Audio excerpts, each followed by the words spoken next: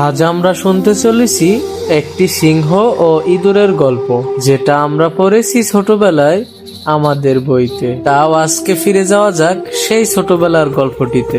এই গল্পটির বিষয়বস্তু হলো দয়া, বন্ধুত্ব এবং ক্ষুদ্রদের গুরুত্ব।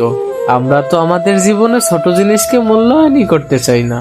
যাই হোক, গল্পে ফিরে যাওয়া যাক। একদিন একটি শক্তিশালী সিংহ জঙ্গলে ঘুমিয়েছিল, আর একটি ছোট্ট ইঁদুর তার গায়ে উঠে খেলা করতে শুরু করলো। সিংহ রেগে তাকে ধরে ফেললো। ইঁদুরটি মিনতি করে যে সে যদি তাকে ছেড়ে দেয় তবে একদিন সে সিংহের উপকার করবে। সিংহ হেসে ইঁদুরটিকে বলে যে তুমি আমার কি উপকারে আসবে। তাও সে দয়া করে ইঁদুরটিকে ছেড়ে দেয়। পরে অনেক দিন কেটে যাওয়ার পর একদিন অনেকগুলো শিকারী আসে জঙ্গলে শিকার করার জন্য। হঠাৎ একদিন শিকারীদের সামনে সিংহ মশাই পড়ে যায়।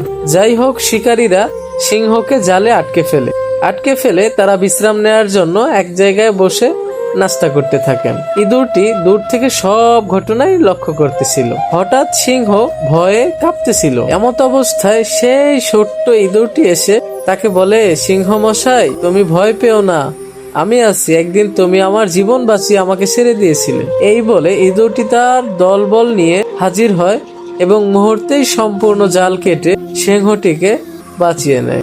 তো এটা থেকে আমরা কি শিখতে পারলাম বন্ধুরা?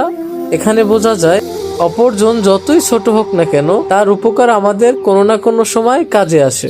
ধন্যবাদ। সকলে ভালো থাকবেন। নতুন নতুন গল্প শোনার জন্য, নতুন গল্প পেতে চাইলে লাইক করে চ্যানেলটিকে সাবস্ক্রাইব করে পাশে থাকুন। ধন্যবাদ বন্ধুরা।